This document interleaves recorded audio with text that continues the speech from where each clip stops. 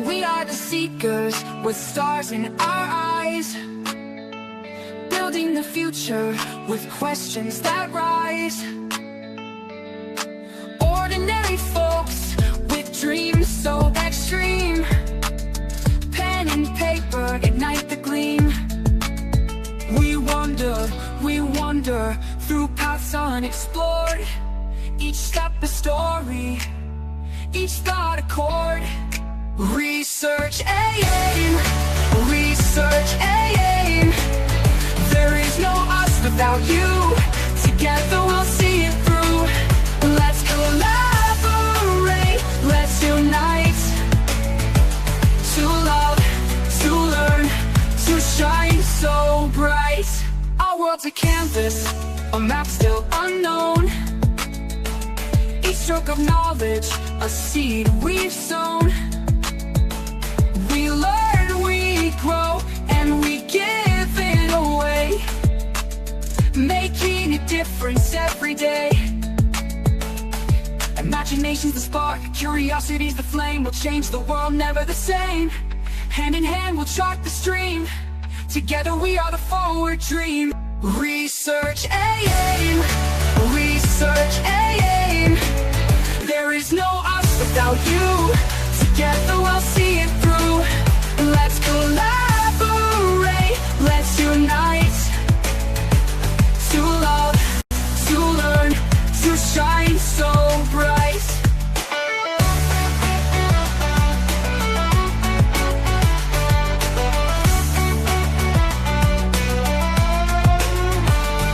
Research AIM, research AIM. There is no us without you. Together we'll see it through. Let's collaborate, let's unite.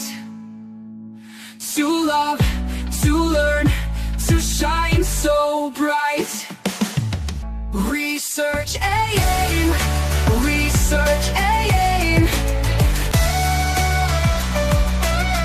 Research AIM, research AIM.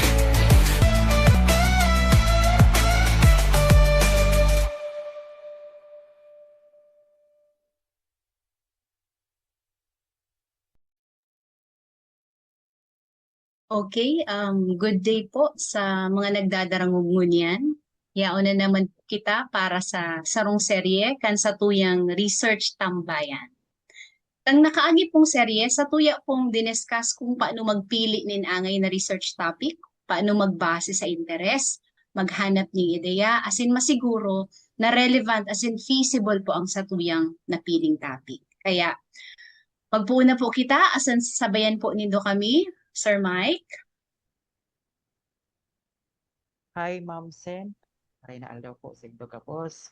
Sabi po nga ni Ma'am Sen, wala naman po kami para mag-upload ni dikit na impormasyon manungod po sa research. Sana po, ining aldaw na ini, mapanood ni pagkanood, kaakiyan silang mga nagdadamod manungod po sa research. Sir Gab? So welcome back po sa ating mga students. Welcome sa ating podcast, episode 2 ng podcast natin. So mga kaklase nindong day pa nagdadalan dyan, kiriblito na nindo na magdalan. Tas sayang ka mga learnings dito sa ating show. Shoutout pala sa mga students ng Pasacao Municipal National High School, Rolando Andaya Senior National High School, Pamplona National High School, Don Mariano C. Veneracion High School, at sa Juan F. Trevino National High School. So, Ma'am Grace.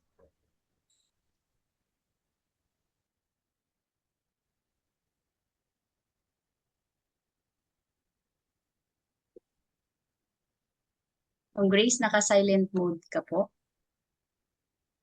Okay, so yun nga po pala. Salamat po, Sir Gab. And hi sa lahat po ng ating mga estudyanteng nakikinig, nanonood, at sa aking mga co-host. Good day. And definitely, another exciting episode na naman itong ating tutunghayan. At sana makinig kayo because importante na makita natin yung essence ng research sa buhay natin. And ini-encourage namin kayo na mag-focus kasi hindi lang ngayon ninyo ma-encounter ang research. Pag naging professional na kayo, lalo na kapag naging teacher kayo, nagkanda kayo ng graduate studies and more, mas marami pa kayong research na haharap. Kaya, yun, welcome sa Indugapos mo niyan, sa aldaw na iniyo, and naugma ako makaibanan ulit ka. Alay? Salamat po, Ma'am Grace. So, maray na aldaw po sa Indogabos, as in sa ang pag-iriba ko, Ma'am Sen, Ma'am Grace, Sir Mike, and Sir Gab, maray na aldaw po. So, nagbabalik na naman po kami, dara ang bagong episode kang Research Tambayan po. So, stay tuned lang po kamo, ta for sure, dahol na naman po kamong manunodan, kaiba ang samuyang mga expert sa research na host po. So, yan lang po, Ma'am Sen.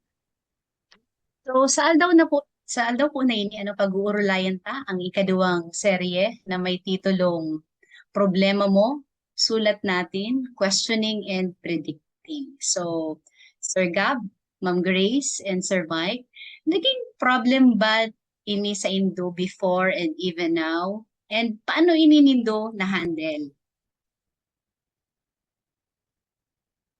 Okay, siguro let's start with Sir Gab. Sa time ko po, ma'am, nung high school ako, actually, aaminan ko, day pa kay uso ang research question. So, nagsabak kami kito sa high school research ko na halos warang direction or walang early direction kung paano itatakil ang problem statement. So, nadipisilan kami kayo maghanap kay specific focus. Today may araw kung paano maghapot kay mga important questions na duman man magbe-base si mga objectives kang study. So, yun po talaga si problem. Pag wala kang, if you don't know how to ask questions or day mo aram kung anong tamang questions na hahapoton, day one mo magkaka-direction ang research mo. So, how about Ma'am Grace? Okay. So, sa kuya man, medyo haloy na kayang panahon na kang ako nagklase. And definitely, kami nag-research kang high school. So, no idea. Zero idea talaga. Kaya nagkaiba kaming research, college na lang, and graduating pa. So, sobrang difficult. Kasi akala ko kapag magibo ka lang ng question, gusto mo lang ihapot for the sake of asking a question. Parang ganun lang. So, without me knowing, naiga pa lang siyang technique. Naiga pa lang siyang dapat na, in a way, parang inaayos or sinusunod na is sort of little process, little understanding. Kaya, kang pag-ibo mi kayo kang research, garo, ang naging thinking ko, makagibo lang ning hapot. Dakulon pati, as in dakulon na hapot. Sabi ng advisor ko, garo ngaya, habok mo nang mag-graduate, na dakulon ngaya ang hapot mo din sa research mo. So, duman ko naaraman na may certain number lang pala, si kakayanon lang kang time frame mo. Kaya, yun ang experience ko sa research, medyo nakakabulaga. Pero, habang naghahalo yung panahon, naintindihan ko kung ano ang purpose kaya and kung ano lang talagang dapat ipon. Nag-shopping ka pala, Ma'am Grace, ni hapot. Sige. Okay, how about Sir Mike? Ako man po, kato ang experience ko po, nagigibo na kaming title, and then after po kang title, talagang pinapasunod-sunod ko. After kang title, igawa ng introduction, and then SOP. And then pag-abot duman po sa mga research question, talaga ko consider na dapat ang mga question is parallel dapat sa kung anong sinasabi kang title. And then kunyan ko lang din po naintindihan na dapat ang research is turuhog siya poon sa pinakataas. From the title down to the recommendation, dapat turuhog siya. Iyan po, para mas maintindihan lang po. So, yun po ang experience ko sa research. Then may alignment. Oo, yes, madam. Okay. Data na po pahala yun, Siyempre, yaon po si Eli, para itao na naman sa tuya ang sa indang mga kahaputan na nakolekta niya po sa mga surveys po na ginibo niya. Eli? Ayun po, sasabihin ko na po ang inot na hapot na nalikom ko about digi sa topic na niya. Sabi da po igde. May pagkakaiba po ba ang research question sa statement of the problem? Okay. Yung mananggad ano mananggad ang kaibahan ng duwang ini research questions and statement of the problem? Siguro inutunta po si Sir Mike. Okay. Actually po, mayo man po siyang pagkakaiba. Depende lang po sa institution, sa eskwelahan, kung saan po kita nagkaklase. Example po sa Ateneo Dinaga University, instead po of using the term statement of the problem, they preferred po or mas nagagamit sinda ng terminong research question. Ngunyan po, sa muya man po sa NCF, dati po kang ang ina-adapt pa pong format is the Germanic, statement of the problem po ang gamit ng term. Kang nag-EMRAD na po kami, mayo na po kaming inapod na statement of the problem, pinalitan po kang research question. Pero parehas man lang po sinda. Parehas lang po sinda. Yan po, ma'am. Oh, Sir Gab. Sa kang time ko man po na na kang college ko po na na thesis, pinagsabay po ninda, siguro bago man po sa inda, pinagsabay po ninda sa statement of the problem and research questions sa sarong format. So garo pinaseparate lang po ninda sa muya. So statement of the problem na discussion po siya, or description or explanation ng existing problem or situation. Tapos pina-specify lang sa amin yung research questions as a specific area or focus ng problem in a question format. So tama po itong sabi ni Sir Mike, halos the same lang naman po siya and interchangeably siyang ginagamit depende sa institutions. Pero may mga cases po kaya, arog sa case ko pa ito, na parehas po sila nag-exist sa same na format. Ang pinagkaiba lang siguro po is si format kung paano siya isinurat. Siguro si statement of the problem, more of in naka-paragraph form siya, tapos si research questions, naka-specific na in a question format. So, yun pong experience ko duman. Ma'am Grace?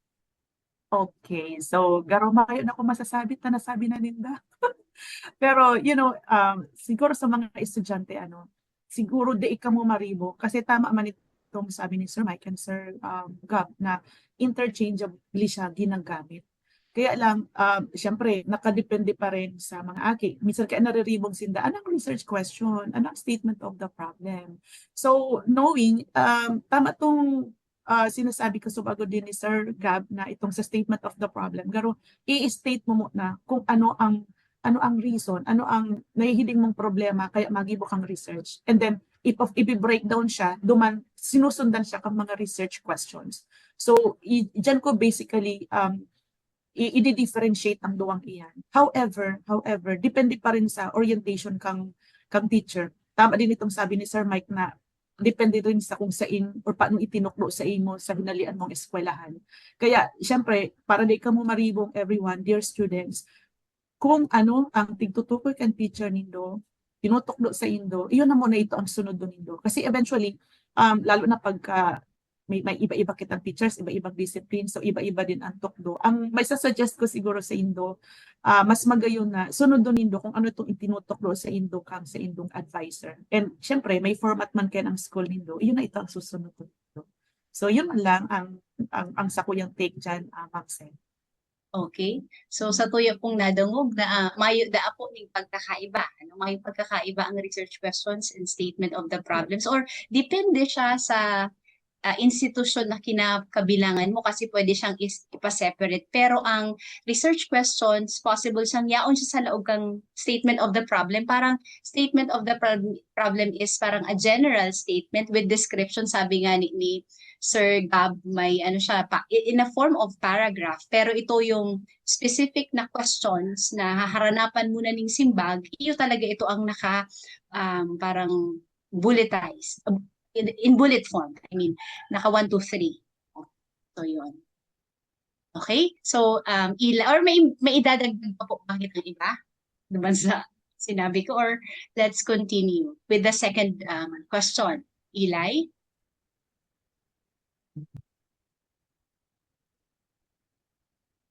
Iba pa po bakit ang kahaputan, Eli? Sorry po, naka-unmute po. So, ini po ang second question po. Sabi daw po, ano po ang pagkakaiba kang qualitative tapos kang quantitative po na SOP question? Okay.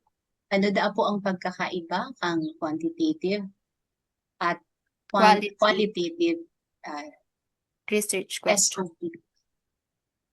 Sige, siguro let's start with, again, Sir Gab. Sige po. Start po tayo sa quantitative kasi yun po talaga yung alam ko kasi quantitative po talaga yung mga research na ginagawa ko. In its simplest form, pinakasimpleng definition kang quantitative na SOP, ang purpose niya is para mag-explain, mag-predict, or mag-test ng hypothesis na using numeric data. Kaya siya quantitative. So yun talagang pinaka-basic kong kayang i-explain about. Whereas qualitative naman, it seeks to explain naman mga human phenomenon and human experiences na may iba din silang set of measurements na distinct from quantitative. Siguro magbigay na lang po ako ng example. Sa quantitative, example, sa itatest na hypothesis, dahil masyadong namumurak so bougainvillea ni Lola. Mas kitig paparadiligan ko na, dahil magyari siya namumurak. Ano daw kung gibuhon ko na bawasan ko ang tubig or dagdagan ko ang tubig at tigbabaribi? Ano daw magiging epekto kaini sa burak?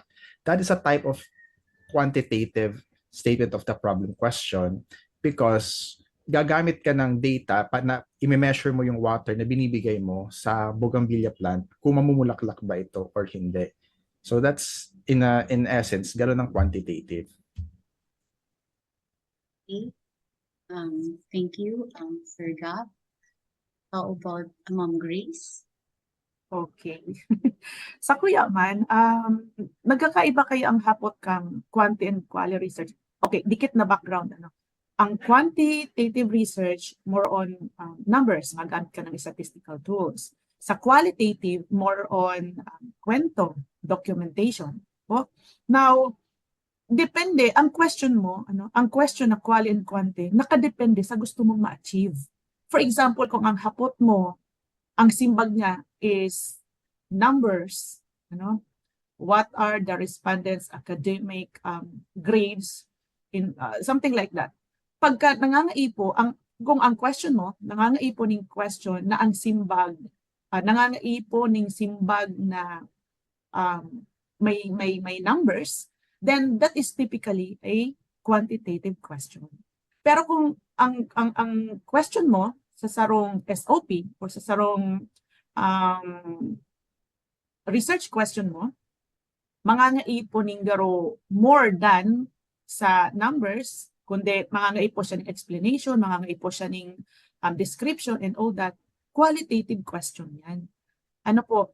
And natatandaan ko sinabi sa Muya, itong sa Muya teacher sa quantitative, pag ang sa imong hapot nagpupuon sa is, sa are, sa do, mga quantitative questions yan kasi nangangaipo siya ning nangangaipo siya ning bakusan na ning numbers kundi yung exactness. Kapag ang hapot mo nagre-require sa naning simbag na yes or no, quantitative question siya. Pero pag ang question mo na nagpupuon sa what, how, na nangangaipuhan pa ning halawig na explanation bilang answer, ang question mo is qualitative question. Pero di ka mo ma-confuse kasi sa sarong quantitative na research, may mga hapot din dyan ng mga what. Kailangan duman kita mabase sa kung ano ang simbag. Kung ang simbag, mangangaipo ng numbers, then quantitative question ang question mo. Pero kung mangangaipo ng explanation, longer explanation ang sa imong SOP question, then that is a qualitative question. Kadalasan, ang qualitative question, nagpupuon siya sa what and how. Ano yung process and kung ano yan. Pero pag-abot man sa pag-abot sa mga highly quantitative questions, nagpupuon yan sa is or are or sa do. So, mga ganon. So, yan ang simbag ko, Ma'am Sen. Okay, malinaw po ano ang kasimbagan. Now, thank you, Ma'am Grace. How about Sir Mike? Okay, in my end naman po, the very purpose po kasi kang qualitative research is para mag-explore and then mag-explain and then maintindihan ang bagay-bagay. While the the quantitative research po is, ang purpose naman niya po is mag-describe, mag-measure, and then mag-predict. Example po kang mga qualitative research is, example, si mga life experiences, kang mga tao, kang mga grupo kang tao. Kung example is AITA, teachers, doctors, yan, perceptions, behavior, ano pa, traditions, na minsan po, pagka nagkakanda kita ng qualitative research, talagang, kumbaga requirements sa mga researchers na mag-immerse, kasi di mo ni maiintindihan mga bagay-bagay na ni. Di ka makaka-explore, di mo mai-explain, di mo ma-understand ang mga traditions ninda, ang mga experiences ninda without immersing. Ano po?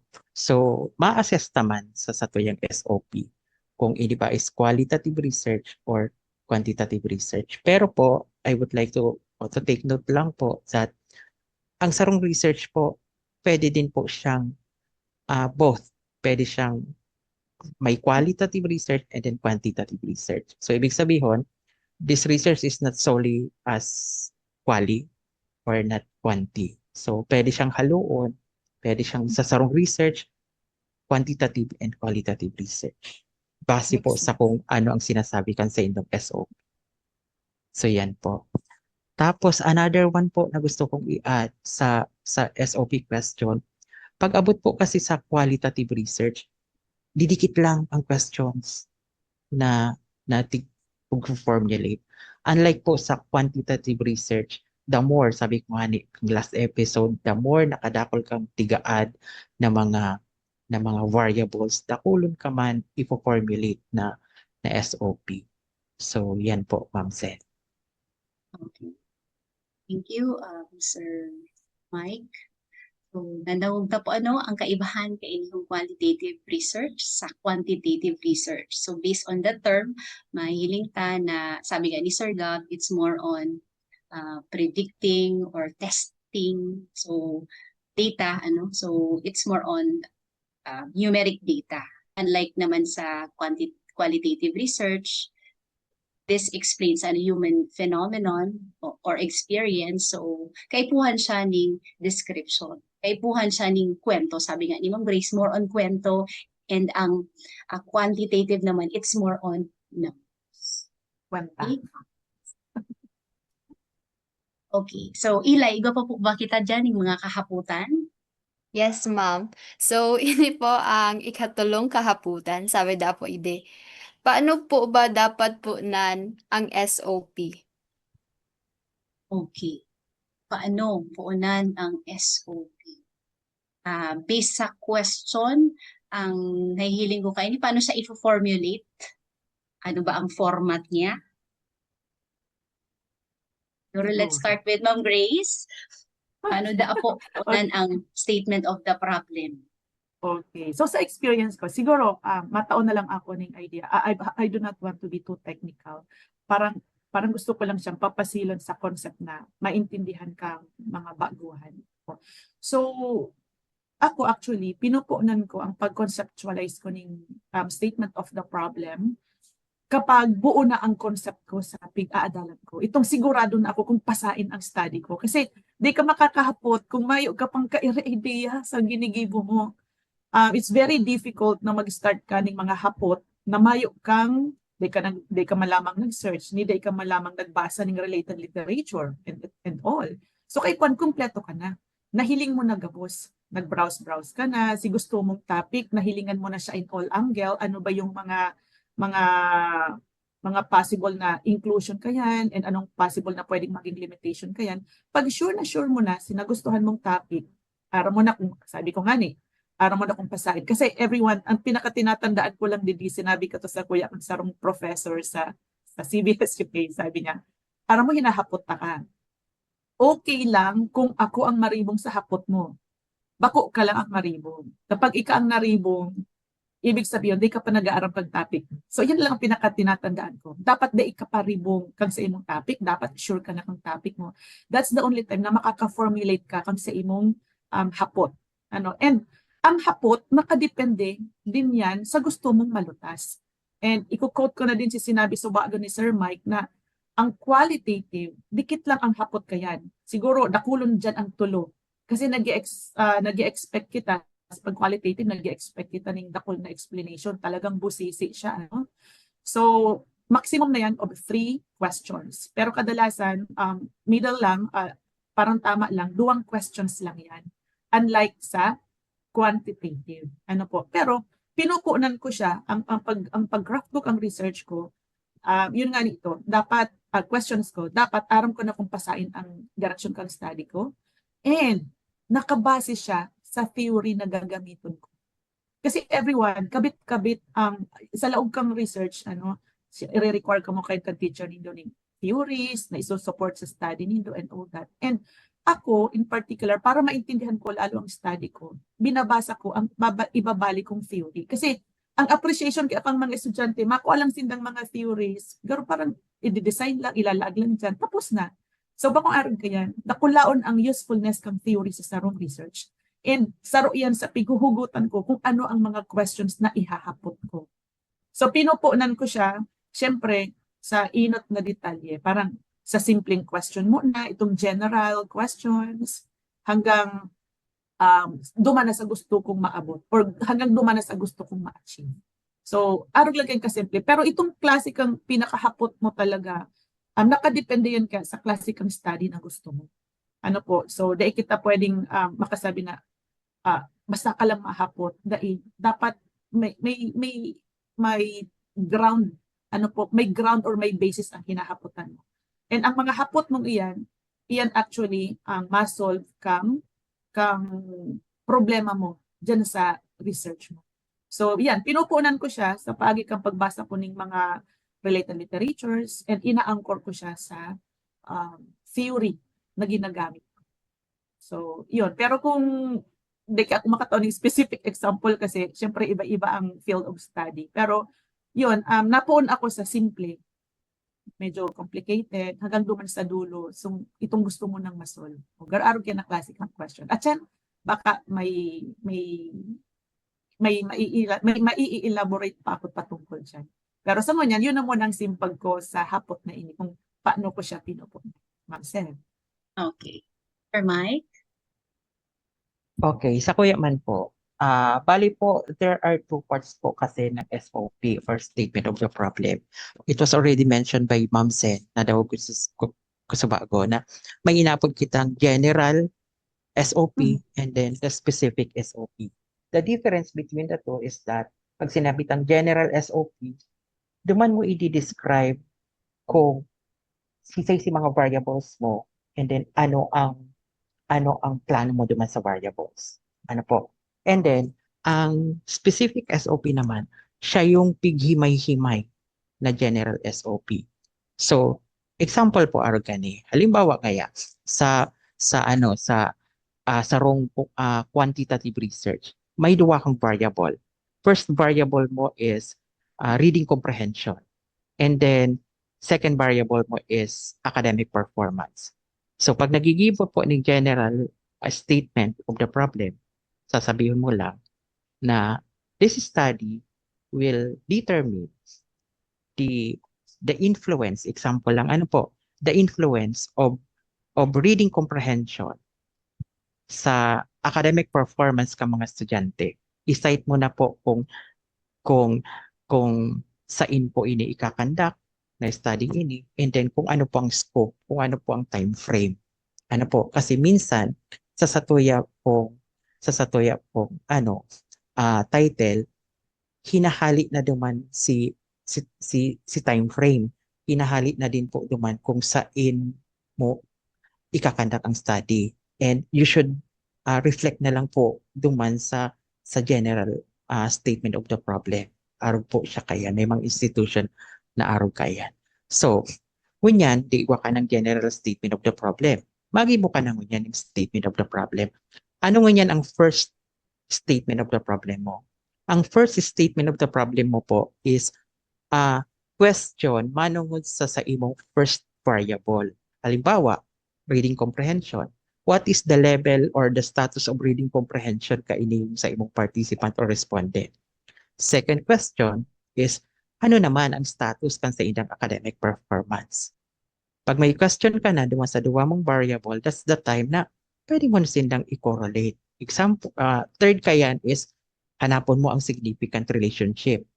Sunod, hanapon mo si extent kang influence kang reading comprehension and academic performance. And then the last one, the fifth, is intervention. Taano ta kaipuhan po ng intervention? Kasi hahaputon ka kang mga panel member. O na-assess mo na, naaraman mo na ang level kang academic performance, naaraman mo na ang level kang reading comprehension, na-correlate mo na si duwa, nahiling mo na si influence kang duwang variable. So what? Iyan ang i-question ninda. Pag nagsabi sinda kaya, pag sinabing so what, o ano ngunyan kung may problema, ano ngunyan ang sa imong magiging solusyon. Diyan po naglalaog ang intervention. So kaipuhan na at least igwa kitang ipopropose na intervention para po ma-address ta. Kasi may problema kitang na-identify eh. Sabi nga ni Kayan, the core purpose of the research is to look for a potential remedy, to look for a potential solution sa problem. Dahil lang kita naghahanap ng problema. Naghahanap kita ng solusyon. Kaya po nagkakandak ng research. So yan po, Ma'am Sen. Okay, thank you, Sir Mike. How about Sir Gab? Duman po sa sinabi ni Ma'am Grace na kay Puha naiintindihan niya muna si buong concept before siya mag-start magsurat. Tama po ito. Kay Puhan po, aram ta si direction kung masain si research ta. And para aram ta si direction, dapat aram ta po muna may igwa kita dapat understanding kung ano talaga si problem nating didiscuss ta. So kay Puhan talaga ning garo preliminary na research or readings bago kita mag-discuss kang SOP. May suggestion ako para sa mga students ngunyan na saro siyang studying and thinking skill na important na ginagamit ko kaito pa po elementary, high school, and college na nakatabang sa kuya sa pagko-conceptualize ng mga ideas and sa pag-organizing ideas. Ang apod po sa iya, idea mapping. So ang simple yung masarap pong idea mapping, isusurat mo lang po si mga keywords and mga key concepts sa sarong paper, bilugan mo, tapos make a line connecting, i-connect mo using lines ang mga related concepts and related ideas.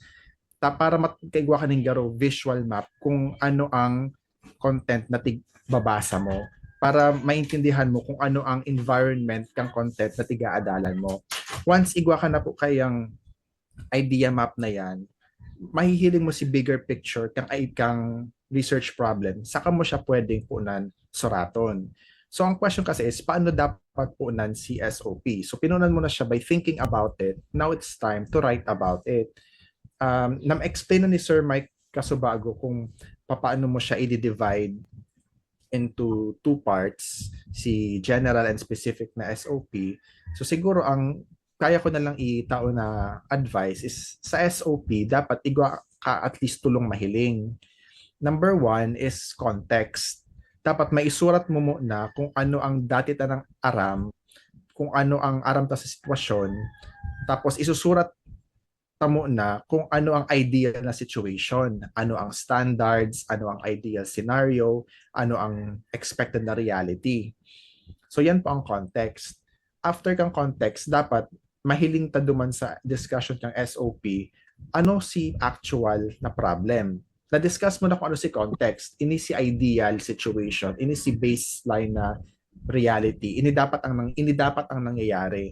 Sa problem, i-discuss mo naman, yes, iyo ini ang standard, iyo ini ang expectations, pero ini ang nangyayari.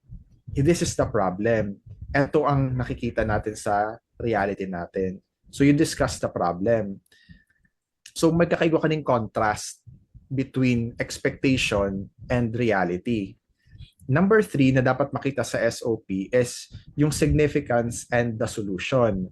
Yung significance kung bakit kailangan pag-aralan yung problem na to at bakit siya kailangan solusyonan at ano yung proposed solution mo or at least ano yung pinopropose na gagawin ng research mo para magkaroon ng solution sa problem.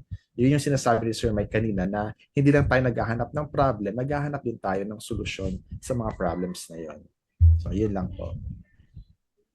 Thank you, Sir Gab. So, kaipuhan ta pala ni understanding, ano kaipuhan ta mo nang maintindihan kung ano talaga ang problema, ano para mapuunan ta ang satuyang statement of the problem and yung context, ano, kaipuhan tang intindihon kung ano itong ideal situation, itong dati tang aram, and so standards and or yung expected reality. Okay. And aside from that, ano sabi nga ni Sir Mike, ano itong actual problem? Okay? So, and yung proposed na solutions ta. So, may kahaputan lang ako, ano, in terms of yung arrangement kang sa tuyang research questions. Paano ta siya i-arrange? Kadagdagan lang po ini. Paano ta siya i-arrange from, halimbawa, 1 to 3? Paano ta sasabihin na ini ang first na research question bako itong pangtulod dapat? Mm-mm. Yes, how about, say that, Sir Mike? Itong logical Okay. arrangement kan sa tuyang, ano, research Opo. questions. Pag ang research kasi ma'am is quantitative research, dapat po step by step. Minsan po may guidelines po kaya na alimbawa, minsan po ang nagkikibukang guideline is ang ano naman po, ang college or ang institution. Sabi po duman na kaipuhan, ang first question is manungod mo na sa independent variable, your first variable independent. And then second po is the dependent variable, assessment mo na yan. Pagkatapos po, ang third question, aano kun mo ning mga variables na ni since nakuha mo na na-assess mo na sinda, nakuha mo na ngayon si level, nakuha mo na si status, etc. Aaran kun mo na sinda. Kaya naglalaog na po dyan na si question na, is there a significant relationship ngaya of the two variable or is there a significant difference of the two variable? Ano po ngaya ang influence kaining duwang variable sa kakapo ma-intervention. So, they po pwede na sa quantitative research, ang first SOP mo is correlation agad. Wait lang, anong ko-correlate mo?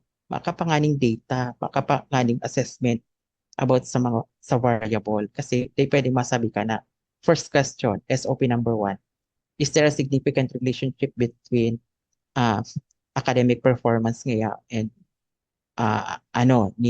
between the academic performance and reading comprehension? No, assess mo muna sa level kang academic performance, sa level kang reading comprehension para bago mo sinda i-correlate. So, yan po. Pero po, pag abot naman po sa qualitative research, ang quali kasi is focus siya sa sarong topic. Pag example, pag sinabing tradition ngaya, pag sarong ethnic group, tradition lang. About lang yan sa tradition. Mayo dyan ibang kasalak, basta puro lang tradition. Pero minsan, tigi-specify nila anong klaseng tradition. Tradition sa anong klase. So yan po. So pag abot po, ang pagkakaintindi ko po sa quali, kasi dikit lang ang knowledge ko sa quali, medyo pag abot sa karumayo po siyang sinusunod na o dapat ini ang mainod.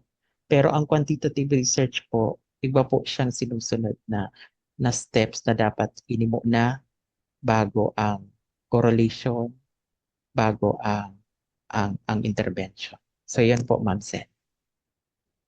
Sir Mike, sa kadagdagan.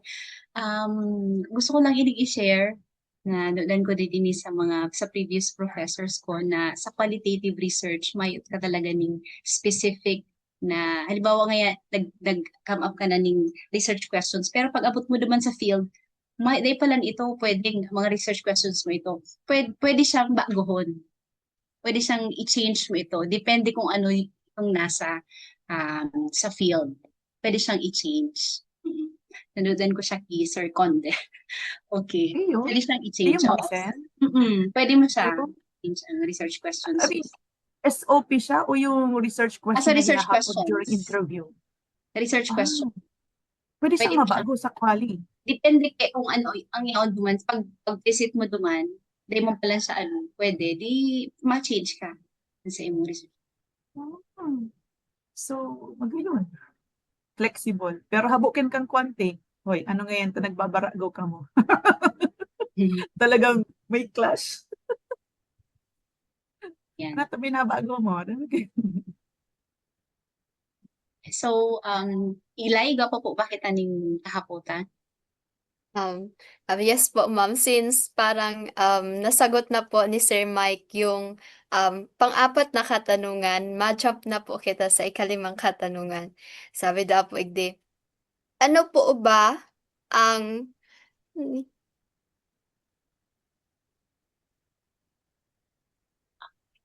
wait lang po. Ano po?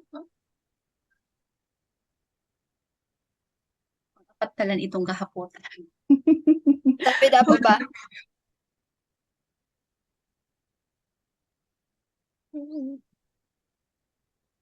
Ano po ba ang big no? Big no pa lang. Ano po ba ang big no sa pag-ibon nin SOP po? Okay. Sige.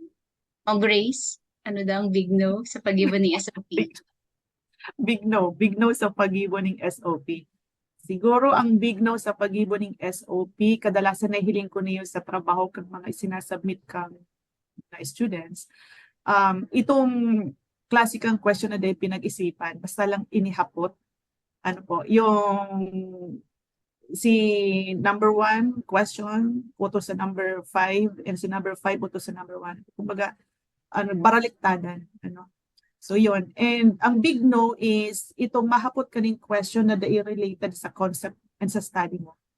Since na dapat, yun nga ito, from the very start to the end, dapat karabitan ang research, ang essence and ang context ng research mo, dapat din nagsusuruhayan. So, yun na nga, tandaan niyo everyone, ang pinaka-importante, I don't know if everyone will agree with me, pero according sa mga naging professors ko na din, and sa hiling ko din, na ang pinaka-pinupunan talaga kang gabos na bagay sa research, and iyo ang SOP or ini yung statement of the problem or research question. Siya talagang pinupunan and sa iya din nagtatapos.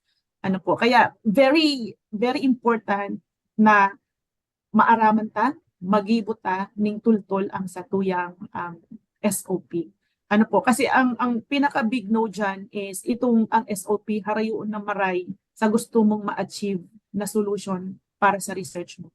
And in fact, para sa mga panel members, iyo talaga ang pigpo-focusan, itong proper alignment kang SOP. Kasi pag ang SOP mo sala na, nagpunan ka, natugutan ka, nasala na siya, sala na yan, dire-diretso na yan na mamamali. Kaya ang big no dyan is day ka mag-ibon ng questions na dahil nindo pinag-iisipan mo na si pinaka-concept kang study nito.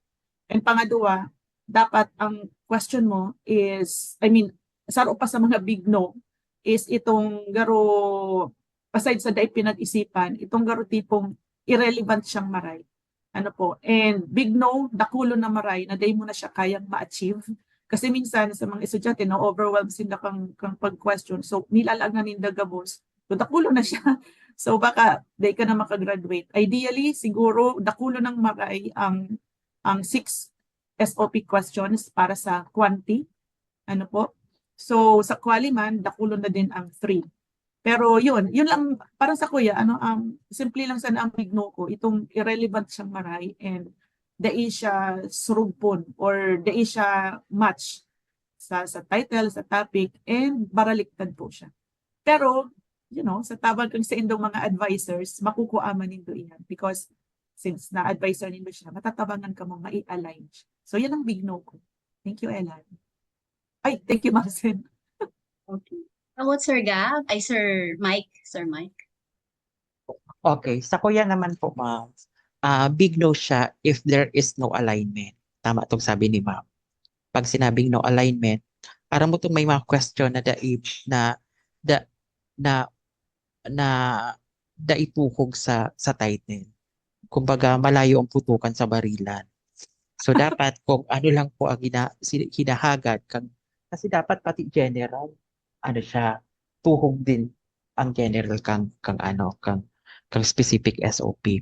Another po is may mga question na daiman kaipuhan pero yaon duman and daiman pa lang siya gagamiton sa baba. Example po, halimbawa SOP number 1, nagpo-profiling ka. Okay man ang profiling, kaya lang di man siya gagamiton. Pag binasa mo duman sa baba kang specific SOP, mayo duman question na hinahanap mo ngaya si association kang kang profile sa specific sa particular variable po or sa ariman duman ng variable. So dapat kung halimbawa may question ka, nagka-question kang profile, aanuhon mo ang profile. Pwede mo i-determine ngaya ang significant association kang profile sa araw kaning variable para at least na-utilize po ang dayman sayang ang profile. Another one is big no din po sa SOP lalo na pagka quantitative research kapag halimbawa yan sabi ko nga sa bago na kini-question ang significant relationship, significant difference kang duwang variable without assessing first si mga variables. So, yan po, Ma'am Zen. Okay. How about Sir Gab? On my part po, ang big no para sa kuya when it comes to statement of the problem or concept ng research mismo, daig ka mag-present key problem na kulang sa ebidensya or nakabase na siya sa personal na opinion. Dapat po kasi igwang may masuporta na data or literature sa sinasabi mo na existing na problem. Dahil po kaya pwede na perceived problems na siya or sinasabi mo problem siya pero iba man ang sinasabi kang literature or sinasabi mo na problem siya sa community mo pero di man palan siya actual na problem or sinasabi mo ika lang ang nagsasabi na problema siya. Halimbawa, balik po kita duman sa sinabi ko na gusto kong i-research na bako masiram ang pagkakan sa kantin. Pwedeng perception ko lang na bako masiram si pagkakan sa kantin. Wala akong evidence o wala akong ibang evidence na nagsasabi na bako masiram si pagkakan sa kantin. So dapat iiwasan ta po ang prejudice, ang prejudgment sa research at kasabay na po dyan si pagka-conceptualize na kang problem. So yan pang big no sa kuya. Before ka po mag-present kay problem, dapat napag-adalan mo siya at nakahanap ka na sapat na evidence or literature na nagsasabi na problema talaga siya. Later on, at baka nag-present ka kay problem na lacking evidence, nagpara-research ka, nagparapagal ka mag-collect kay data, tapos ang maluwas, di man pala nag-exist si problem, nasayang lang si effort mo, nasayang si research mo. So yun po ang big no para sa akin. Okay. Thank you, Sir Gab. So nadamugta po ano ang mga big no's in conducting research? Akong ilay po. Yes po. Sabi po, dapat po ba na nakakonect sa title ang SOP? So dapat po ba na nakakonect sa title ng SOP? Ma'am Grace? Ay, yun, kaipuhan. Kasi di ba ang sabi pa nga yung title is more on yun na siya ang pinaka-summary kang, kumbaga, yung nagka-capture kang pinaka quote-unquote summary kang sa imong research. So dapat di siya nagsusuway. Yun na nga nito ang sabi ko sa backdoor, kapag ka nagigibo ka ng SOP, di siya suway, yaon talaga siya sa laog kang pinag-uuralayan na gusto mong mangyari sa research mo. So definitely nakakonect siya kasi yung pinag-uuralayan ng variables man yan, phenomena man yan, iyo man yan ang same thing na i-discover mo or i-explore mo sa ginigibong research. So definitely, dapat nakakonect siya sa title. Ma'am Sen. Yes, Sir Mike? Okay, so actually po, bako lang po ang title, ang ang ano ni, ang konektado sa SOP or ang SOP konektado sa title. Gabos po 'yan. Punanta po sa title, all throughout, gabos poon sa pinakapoon hanggang sa recommendation dapat po they are connected. Ano po? Tapos po, para sa kuya kaya, ang SOP siya tong pinaka-heart kang research. Tano ta heart kang research? Kasi pag ma-formulate ka ning significant of the study, babalikan mo si SOP. Pag ma-gibo ka ning definition of terms, balikan mo si SOP. Kasi yaraon naman si mga variables, yaraon naman si mga aspect by variables or parameter ka mga variables na kaipuhan mo i-define in both conceptual and operational. O pag ma-prepare ka naman po ning related literature and studies, babalikan mo ulit sa imong SOP. Ano bang sinasabi kang SOP? Tapos, pagyaon ka na sa methodology, ano ba ang design ang gigibuon ko? Ano pang methods? Consult your SOP, revisit your SOP. Anong sinasabi kang SOP? Ma-identify ka ning statistical tools, SOP pa din po. Ma-prepare ka po ning chapter 4, result in discussion, SOP pa din. Kasi kung halimbawa ang sa imong tools is kasi ang tools kasi po, ang questionnaire po baga, may duwang option kita. Pwede kang mag-creating sa diri mong questionnaire na align sa imong SOP or pwede kang mag-adapt na ginamit na kang iba para di ka na mag-validate. Kaya lang, base sa ngayon sa assessment mo, ang tools na ini or ang questionnaire na ini is nag-overlap, may mga question na dai man kaipuhan pero di mo na nang hinali. So di mo man to gabos i-report. Kung ano lang sinasabi kang SOP, iyo lang po to ang gigibuhan mong report sa result in discussion. Pag nagibo ka na naman ning summary, conclusion, recommendation, SOP pa din po mabalik. So, magayon nun maging SOP kasi binabalik-balikan. Mapapasana all ka na lang talaga. Thank you po, Ma'am Sen. Okay, thank you, Sir Mike. Sir Gab? Kung dapat daw nakakonect ang title sa SOP. Ang simbag ko po dyan, totoong maninigo as in dapat, matanos as in nakakaligtas. Dapat po nakakonect talaga ang title nindo sa SOP because your title is your basically yung advertisement mo sa research mo, yun yung nagsasabi kung ano ang topic na pinagpo-focusan mo, ano yung problem na tinatry na itakal ng research mo. So pag may disconnect or nagko-connect si title mo sa actual mong SOP, dahil lang mako-confuse si reader mo, mapa-frustrate pa siya, may expectation siya na ini ang mababasa niya. Pag abot sa SOP mo, iba man pala sa gusto mong itakel. So, isipon nindo ang title nindo, garo siya advertisement. Dapat di kita mag-commit kay false advertisement. Dapat kung ano ang tigba-brand ta sa research ta na ini ang title ta, dapat iyo man ang content kang research ta. So si sayang ma-adjust si SOP o si title. Dapat ang mag-adjust si title.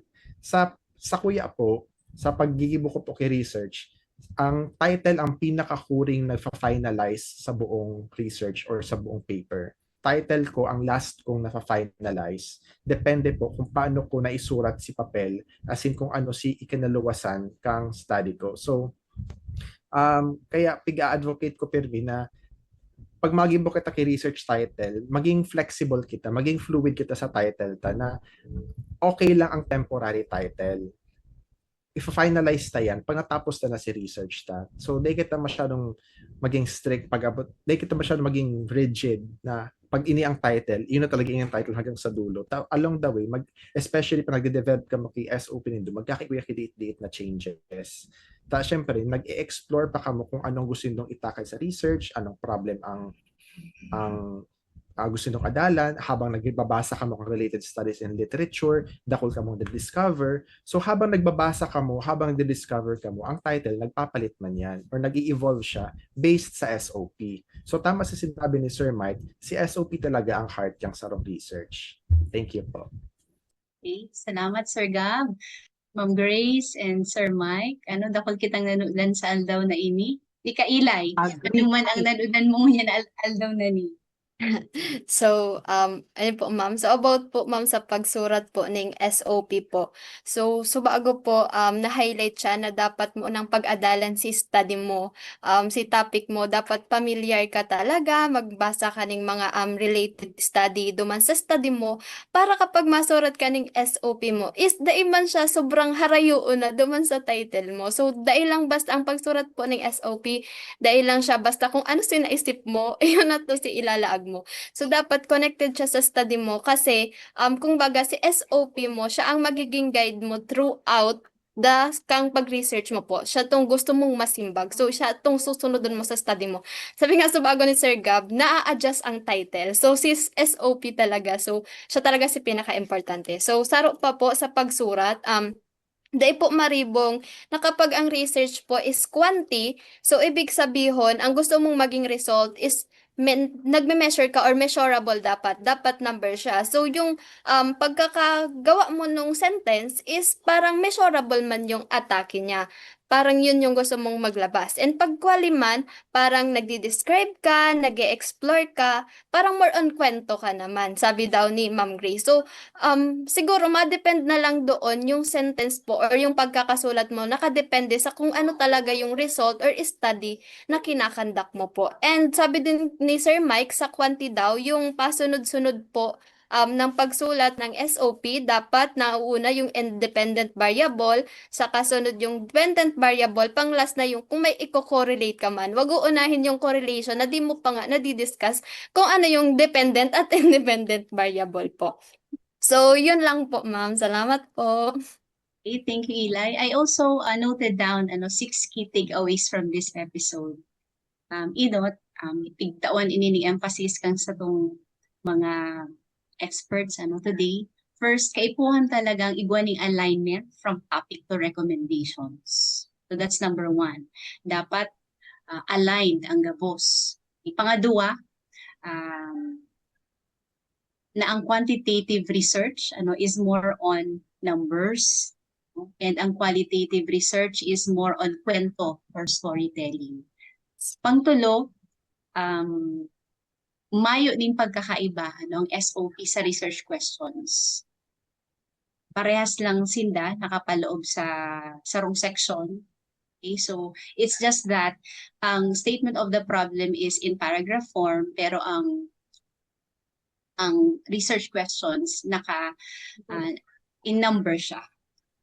And fourth, dapat logically arrange ang satuyang research questions na pwedeng nainot natulog sa paghahapot kung ano ang effect or kung may effect ba ini.